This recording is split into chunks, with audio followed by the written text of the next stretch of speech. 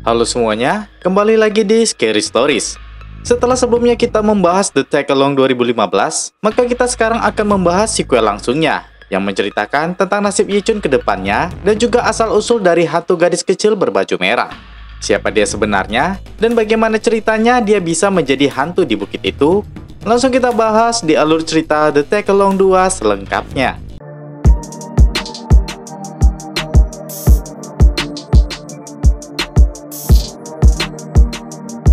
Pada tahun 2014 di Dakeng Hill, Taichung, sekelompok penebang liar sedang menebang pohon-pohon di bukit tersebut. Mandor mereka menyuruh berhati-hati, jangan sampai ada yang tahu tindakan mereka. Si mandor pun pergi untuk buang air kecil.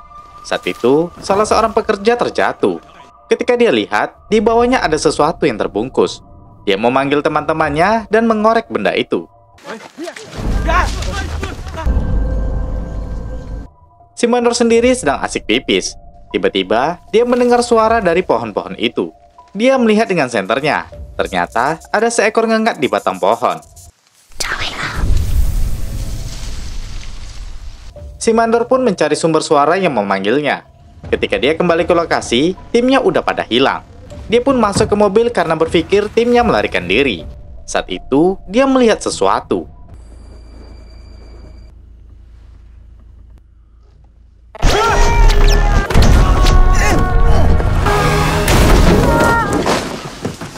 Saat si mandor melihat ke belakang, orang itu sudah tidak ada.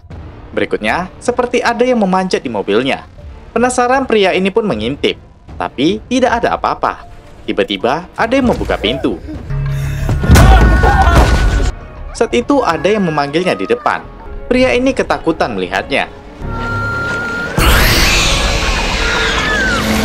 Sekarang kita berada di Taichung 2016. Seorang pekerja sosial bernama Lee Sufen bersama rekannya Liu mendatangi rumah seorang ibu yang anaknya hilang setahun ini. Si ibu menjadi aneh dan banyak yang mengira dia kerasukan.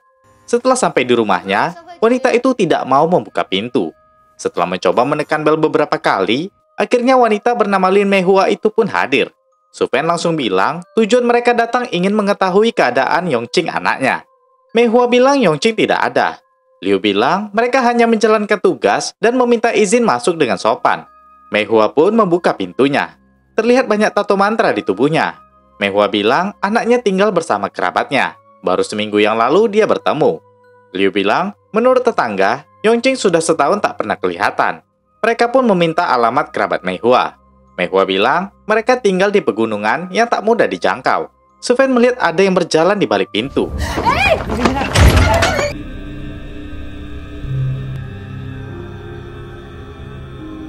Sufen melihat mainan anak-anak juga ada di kamar itu. Saat itu, dia melihat ada 3 buah patung berjajar. Penasaran, Sufen membukanya.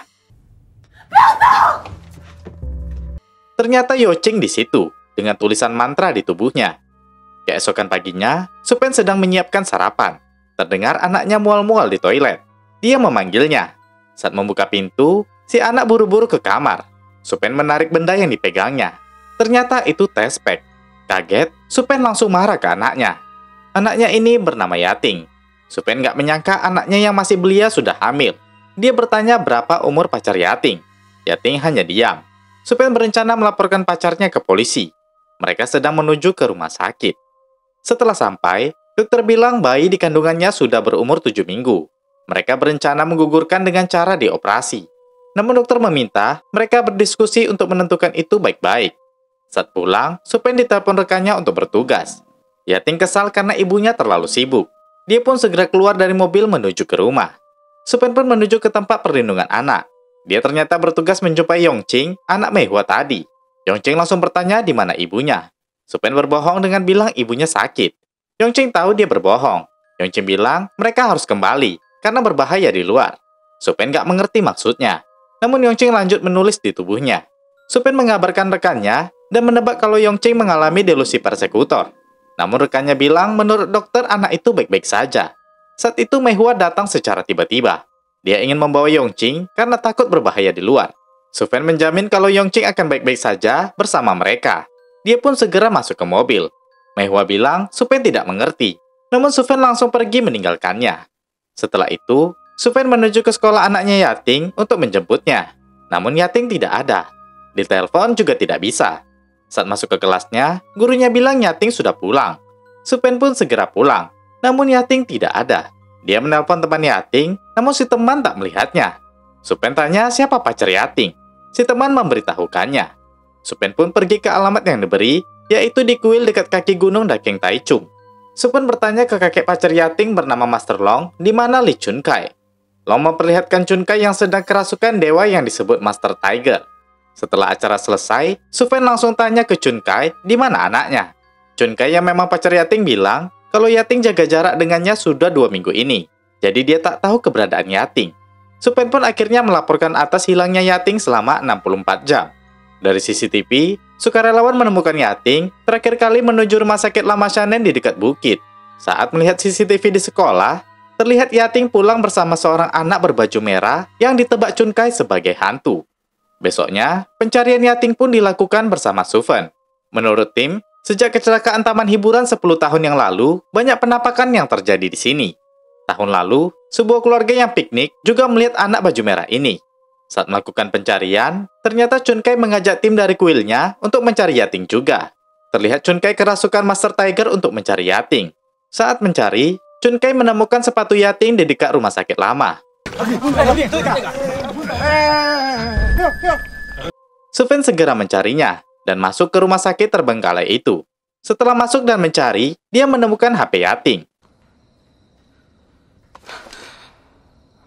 Supen memasuki sebuah ruangan dan menemukan seorang wanita yang sedang memakan sesuatu. Dia terlihat memakan cacing dengan sangat menjijikan. Terlihat wanita itu sedang mengandung. Semua tim pada masuk mengikuti Sufen. Ketika sadar, wanita itu memuntahkan cacingnya. Terlihat perutnya mulai sakit. Wanita itu segera dibawa ke rumah sakit. Alhasil, Yating belum ditemukan. Besoknya Lui mendatangi Sufen. Dia sudah menemukan informasi tentang wanita yang ditemukan itu. Dia bernama Yichun, seorang penyiar radio yang menghilang. Suami dan neneknya hilang di daerah Wanlongkeng. Namun jasadnya ditemukan di Bukit Daking Taichung. Di rumah sakit, Yichun sendiri ternyata sudah melahirkan tadi malam. Namun bayinya dinyatakan sudah meninggal sejak di dalam perut. Sufen pun mendatangi Yichun yang masih memikirkan tadi malam. Dia langsung tanya apakah Yichun melihat putrinya. Yichun tak melihat fotonya. Dia bertanya di mana suami dan neneknya. Supen bilang mereka telah meninggal. Yichun gak percaya dan memberontak.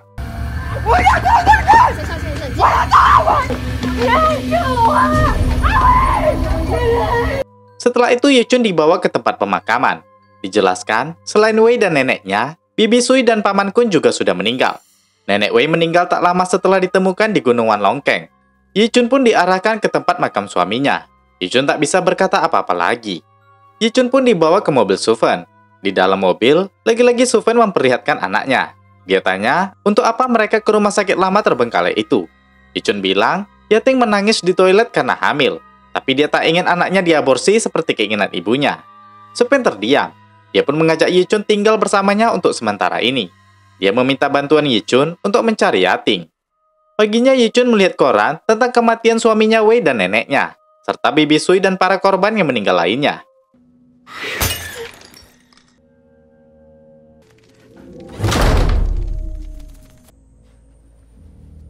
Yichun sangat rindu dengan Wei. Supen sendiri datang ke kuil tempat Chunkai. Setelah Chunkai kerasukan roh Master Tiger, Master Long tiba-tiba kerasukan roh si anak baju merah. Chunkai langsung tanya, apakah si roh ingin bernegosiasi? Master Long mengiyakan itu. Dia ingin mereka mencari ibunya. Chunkai tanya di mana ibunya. Roh menunjuk ke Sufen. Supen yang berpikir ada hubungannya dengan Yichun segera mencarinya di rumah. Namun Yichun tidak ada. Dia melihat kertas dengan mantra yang tak asing. Dia mendatangi rumah Mei Hua. Dia tanya apakah Mei ada ke rumahnya. Mei mempersilahkannya masuk. Dia tanya apakah ada yang hilang dari anggota keluarga Sufen. Karena dia sebelumnya melihat anak berbaju merah. Saat Mei Hua buka, ternyata itu adalah Yichun. Mei membuka pintu dan menunjukkan tato mantranya. Dia menyuruh Supen masuk ke ruang Nyongqing. Yichun mengikutinya.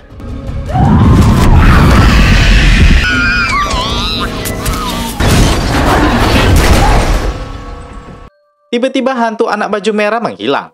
Mei Hua mencarinya ke dapur, Namun ternyata si anak berdiri di belakangnya.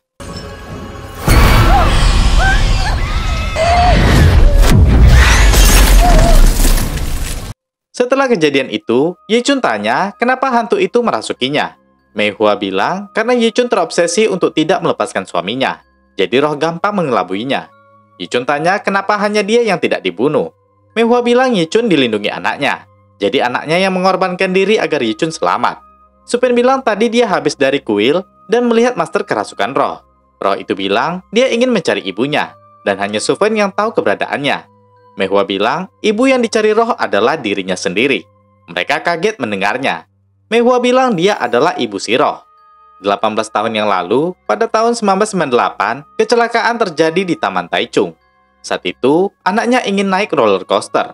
Dia langsung berlari untuk naik. Dan ternyata, hal buruk itu terjadi. Banyak anak yang terbunuh saat itu termasuk anaknya. Mei Hua tidak terima dengan kematian anaknya. Dia pun pernah ingat kata neneknya untuk menggunakan trik sihir kuno agar dapat menghidupkan anaknya kembali. Caranya, mengubur mayat si anak menghadap ke bawah. Sebelum dikubur, anaknya dipakaikan baju cantik berwarna merah. Setelah itu, Mei membawa mayat si anak ke pinggiran Bukit Taichung untuk segera dikubur dengan cara terbalik. Setelah itu, Mei pergi ke pegunungan untuk melakukan ritualnya pada waktu yang sama setiap harinya. Dia mengambil darah ayam dan dituangkan ke tubuh anaknya. Dia melakukannya setiap hari. 7 hari kemudian, anaknya hidup kembali. Dia tak menemukannya di kuburan. Saat mencari, dia menemukannya.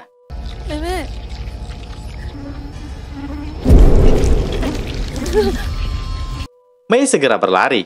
Dia tak tahu kalau anaknya hidup kembali menjadi setan.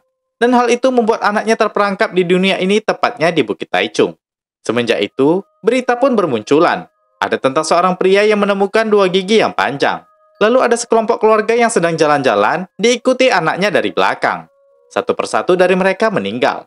Melihat berita itu, Mei merasa bersalah karena membuat anaknya seperti itu. Dia memutuskan melakukan sesuatu. Dia menyayat telapak tangannya ke baju berwarna merah. Setelah itu, dia membawa baju itu ke bukit dan memanggil anaknya. Dia memanggil anaknya mengambil baju baru itu.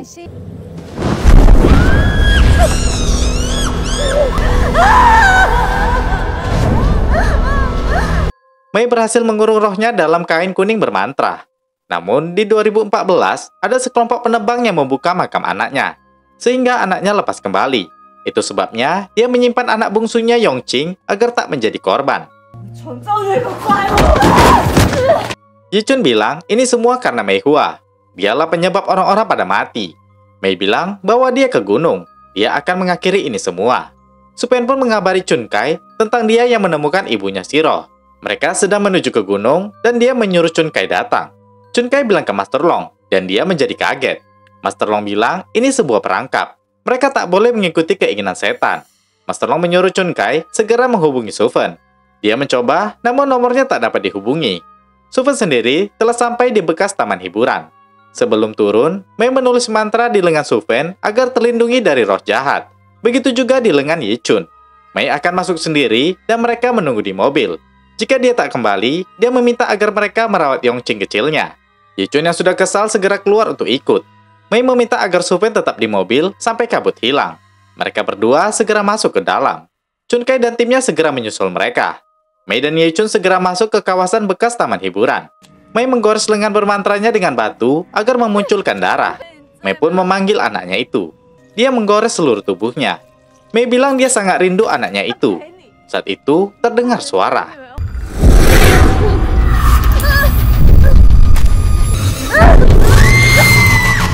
Tiba-tiba dari lengannya keluar serangga yang cukup banyak.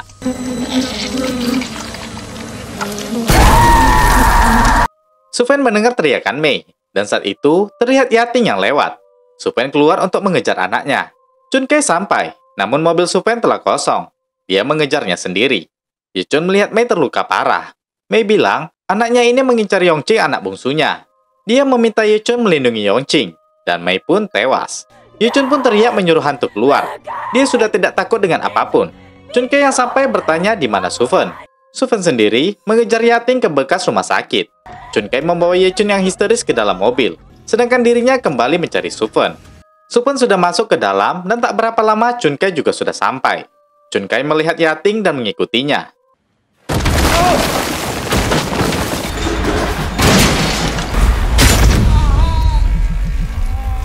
Supen sendiri mendengar suara wanita bersama seorang pria yang tak asing. Dia mengikutinya dan melihat ketika dirinya diperkosa oleh teman sekolahnya dulu. Setelah itu, dirinya hamil dan akan diaborsi. Namun Supen berontak. Terlihat satu bayi dikeluarkan. Tiba-tiba, dia melihat dirinya yang sedang mengeluarkan bayi Yating. Yating bilang, "Apakah ibu puas?" Supen menangis menyadari ini. Dia meminta maaf ke anaknya dan segera memeluk Yating. Dia janji tidak akan melakukan aborsi. Terlihat Yating terjerat akar pohon di situ. Supen berusaha membebaskannya. Yichun sendiri bersama tim Chun Kai menuju tempat perlindungan Yongqing. Dia segera mencari anak itu. Setelah bertemu, Yichun bilang dia teman ibunya. Ibunya meminta mengantar Yongqing pulang. Yichun segera membawa Yongqing pulang dan memasukkannya ke dalam ruangan bermantra. Saat itu ada yang menggedor pintu. Chun Kai yang masih hidup didatangi para roh anak-anak yang mati di taman hiburan. Dia membacakan mantra untuk membangkitkan Master Tiger.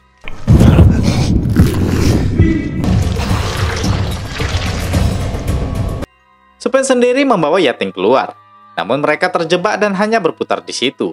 Saat itu, tiba-tiba para tim sukarelawan hadir untuk menyelamatkan.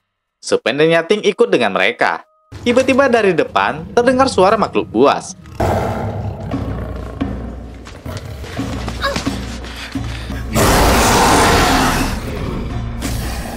Dari belakang, para hantu datang mendekati mereka. Ternyata, para sukarelawan itu adalah hantu anak-anak tadi. Dan makhluk buas tadi adalah Chun Kai yang telah dirasuki Master Tiger. Dia pun membawa jalan untuk mereka agar terhindar dari para roh. Kembali ke Yichun. Yang menggedor tadi seperti suara Wei suaminya. Dia bilang, dirinya dan anak mereka menunggu Yichun. Yichun bimbang. Dia sudah tahu Wei tak nyata. Dia tak ingin terpengaruh lagi. Wei menangis karena rindu dengan Yichun. Yichun pun membuka pintu. Namun mantra membuat Wei menjauh. Dia menghapusnya dan mereka berpelukan. Dalam tangisnya, Yichun bilang berhentilah membohongi dirinya. Yichun segera membawa masuk Yongqing yang keluar.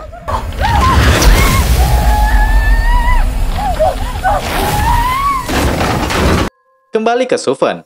Mereka berhasil keluar. Namun para roh anak-anak masih menyerang.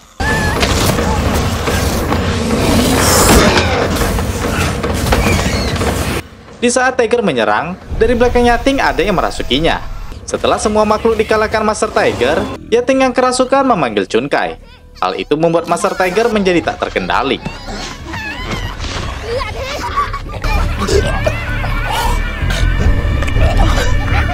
Di sisi lain, Yichun menjadi kerasukan. Dia jalan menjinjit mengintip ke arah Yongqing. Dia mengajak Yongqing bermain. Dia bilang ibu mereka telah mati. Dia tidak suka ibunya yang membuatnya menjadi setan. Yichun sambil menangis cerita itu kepada Yongqing. Yating sendiri masih kerasukan. Supen berusaha menyadarkannya. Dia mengingatkan Yating tentang cerita Yating saat kecil. Kalau Yating yang memilih dirinya menjadi ibunya. Sekarang dia meminta agar Yating kembali menjadi anaknya. Dia berusaha keras menyadarkan anak satu-satunya itu. Dan saat itu, Yating pun mulai sadar dan memeluk ibunya. Kembali ke Yongqing. Dia bilang, menurut ibu kau adalah kakak yang baik. Kakaknya bilang, dirinya adalah setan yang jahat. Yongqing bilang tidak, kakak anak yang baik. Dan nama mereka juga sama, yaitu Lin Yongqing. Si hantu mulai mengingat jati dirinya sebagai Yongqing saat menjadi manusia. Saat itu, Yongqing melihat anjing yang terluka. Dia pun merawatnya. Menurut ibunya, Yongqing anak yang baik dan suka menolong. Roh Yongqing akhirnya menyadari siapa dirinya sebenarnya. Dia pun hadir dalam sosoknya, yaitu gadis kecil berbaju merah. Yongqing kecil pun mendekat dan memegang tangan kakaknya itu. Yongqing menyadarkan kakaknya kalau dia bukan setan, melainkan saudarinya yang baik. Ibu tak pernah melupakannya. Perlahan kakaknya menjadi tidak seram lagi. Di sisi lain, Chun Kai sadar, dan saat itu terdengar teriakan. Ternyata para roh anak-anak itu kembali lagi.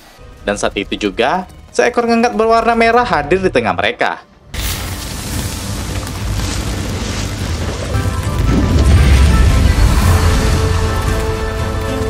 Yongqing si hantu gadis berbaju merah datang melawan para hantu dengan ribuan ngengat.